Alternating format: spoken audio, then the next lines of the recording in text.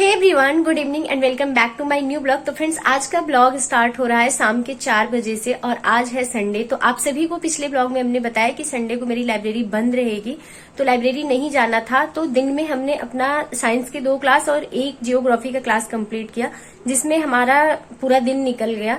Geography की जो class थी वो इंट्रो क्लास थी, किस तरीके से हमें अपने सिलेबस को पढ़ना है, सिलेबस में क्या क्या इंपॉर्टेंट है, क्या क्या आपके लिए मतलब सिर्फ पढ़ना है, या ऐसा नहीं है कि वहां से अभी तक क्वेश्चन बने हैं। तो इस टाइप की एक इंट्रो क्लास थी जिसमें डेप्थ में बात की गई कि हमें अपनी जियोग्राफी को कैसे कंप्लीट करना है, मोस्टली स्ट्रेटेजी उसमें डिस्कस की गई। और दूसरी आपकी साइंस की क्लास थी, जो साइंस वाले में हमने अभी उत्तक वाला चैप्टर कंप्लीट किया है, क्योंकि उसको 4 पार्ट में दिया हुआ है। तो 2 लेक्चर हमने लिया है, 2 लेक्चर अभी भी बाकी है, तो वो हमारा मंडे को कंप्लीट हो जाएगा। तो अभी हम 1 कप चाय ले लेंगे, क्योंकि पूरे दिन की जो थकान है उसको दूर करने का दूसरा और कोई उपाय नहीं है। 1 कप चाय पीने के बाद ऐसे फ्रेशनेस फील होती है। तो चाय हमने बना लिया है और अभी हम एनसीईआरटी कंप्लीट कर रहे हैं। 6ठी क्लास की एनसीईआरटी है साइंस की। ये कहने में मुझे बिल्कुल भी झिझक नहीं है कि साइंस हमारा बैकग्राउंड नहीं रहा है, तो साइंस हमारी थोड़ी सी वीक है। मैं आप लोगों से भी कहूंगी, जो पॉइंट आप लोगों को वीक है, ऐसा नहीं होता है कि सबके सारे सब्जेक्ट अच्छे हों, तो जो पॉइंट आपका वीक है उस पे आप बिल्कुल बेसिक को पहले क्लियर करिए। क्योंकि इसमें अगर ईगो आप लेते हैं तो यही टाइम है कि अपने ईगो को साइड में रख के अपनी स्टडी की बारीकियों को समझिए, आप अपनी वीकनेस को समझिए। क्योंकि जब तक आप अपनी बारीकियों को नहीं समझेंगे, ईगो से कुछ नहीं होने वाला है। जब पेपर से सामना होगा तो उसमें बहुत सारे ऐसे क्वेश्चन होते हैं, जब आपका बेसिक का कॉन्सेप्ट क्लियर होता है तो आप क्वेश्चन लगा जाते हैं। तो हमारे साथ दिक्कत ये है कि हमने कभी साइंस को इंटरेस्ट लेके पढ़ा ही नहीं, और हमारे जो सुपर टेट या टेट में साइंस आता है वो बहुत ही जनरल साइंस आता है। लेकिन यहाँ पे क्वेश्चन थोड़ा सा टर्न करके पूछता है, थोड़ा सा अच्छे खासे क्वेश्चन पूछता है, लेवल के क्वेश्चन पूछता है। तो यहाँ पे हमें छोटी छोटी चीजों के बारे में डीप नॉलेज होनी चाहिए, तभी जाके हम वहाँ पे क्वेश्चन लगा पाएंगे। जनरल साइंस जितना लिख देता है उतने जनरल क्वेश्चन नहीं आते हैं। हाँ, उनके लिए जरूर जनरल हो सकते हैं जिन्होंने पढ़ रखा है बहुत अच्छे से, या जिनका साइंस बैकग्राउंड है, या जिनकी साइंस थोड़ी अच्छी है। हमारी साइंस अच्छी नहीं है, हमारी साइंस वीक है, तो हमको पढ़ना पड़ेगा। इसी वजह से स्टैंडर्ड बुक कोई नहीं है तो हम किसी पब्लिकेशन के बुक के पीछे ना जाके हम एनसीईआरटी कंप्लीट करेंगे। साथ में हमारी जो क्लासेस चल रही हैं, जो उससे हम नोट्स तैयार कर रहे हैं, उसके साथ वर्क करेंगे। उसके बाद हम घटना चक्र का पूर्वावलोकन लगाएंगे। इसके अलावा साइंस के लिए कोई भी मटेरियल नहीं फॉलो करने वाले हैं।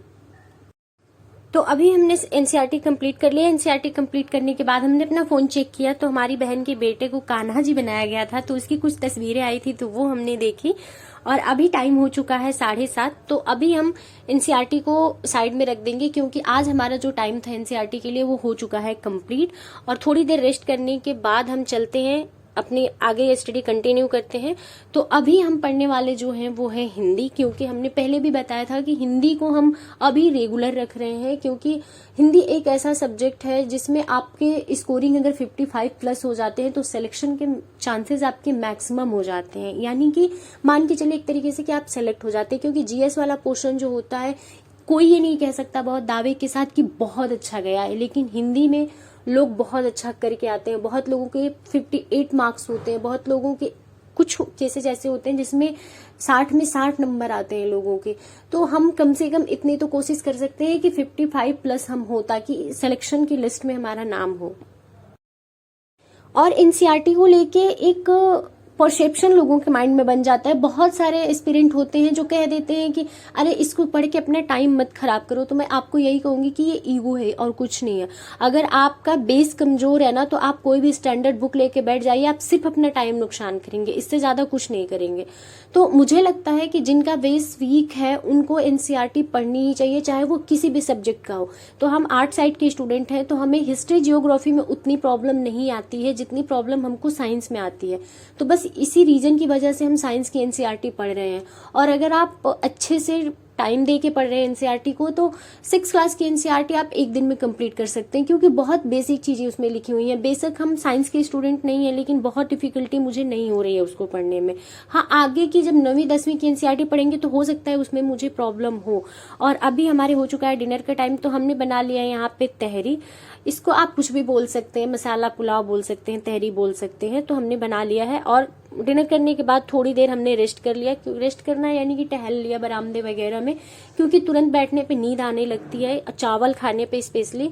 तो अभी आज मुझे मन नहीं था रोटी वगैरह कुछ खाने का, तो इसी वजह से तहरी बना लिया। और अभी हम अपने मैप के साथ वर्क कर रहे हैं, क्योंकि आज हमारी इंट्रो क्लास थी दिन में। तो मैंने आपको पहले भी बताया कि सर ने बताया कि हम कहाँ से स्टार्ट करेंगे। हम तो अभी वर्ल्ड जियोग्राफी हमारी स्टार्ट होने वाली है, तो इस वजह से हमने वर्ल्ड के मैप के साथ थोड़ा सा वर्क कर लिया, ताकि जब सर पढ़ाएं तो ये ना लगे कि सब कुछ अनजान सा लग रहा है। और हम आपको पहले भी बता चुके हैं कि जीएस वर्ड से हमने क्लासेज करी है, तो मैप वगैरह हमने पढ़ा है। ऐसा नहीं है कि बिल्कुल अनजान है, लेकिन काफी टाइम से गैप हो गया था, क्योंकि हमारा जो सुपर टेट का एग्जाम हुआ था उसके लिए हमने प्रिपेयर किया था, या फिर उसके बाद हमने सुपर टेट के लिए पढ़ा। तो उसमें इतना वर्ड मैप का कोई रोल नहीं होता है, बहुत ही 2-4 क्वेश्चन आते हैं और वो रटने वाले क्वेश्चन होते हैं। तो मैप को देखिए काफी टाइम हो गया है, स्पेशली वर्ल्ड मैप को, क्योंकि इंडिया का मैप तो हम बीच बीच में देखते रहते हैं, क्योंकि वहां से ज्यादातर क्वेश्चन बनते हैं। लेकिन वर्ल्ड मैप भी अगर आप रिलेट करके पढ़ते हैं तो समझने में ज्यादा आसानी होती है, याद जल्दी होता है, क्योंकि जियोग्राफी में मैक्सिमम चीजें याद करने वाली है। समझने वाले 1-2 चैप्टर हैं जो आपको समझना है, कॉन्सेप्ट उसमें है, बाकी की चीजें आपको रटनी ही है एक तरीके से। तो फ्रेंड, ये रहा आज का मेरा स्टडी रूटीन, और इस ब्लॉग को हम यहीं पे एंड करते हैं, ताकि फोकस्ड होकर हम अपनी स्टडी कंप्लीट कर सकें। और आप लोगों से मिलते हैं नेक्स्ट ब्लॉग में। तो फ्रेंड्स, इस ब्लॉग को हम यहीं पे एंड करते हैं, और उम्मीद करते हैं कि हमारा 21 डेज का स्टडी चैलेंज आप सभी को पसंद आ रहा है, आप लोग एंजॉय कर रहे हैं और साथ में अपनी स्टडी भी कर रहे हैं। तो चलिए मिलते हैं आप लोगों से नेक्स्ट वीडियो में अपनी अगले स्टडी रूटीन के साथ।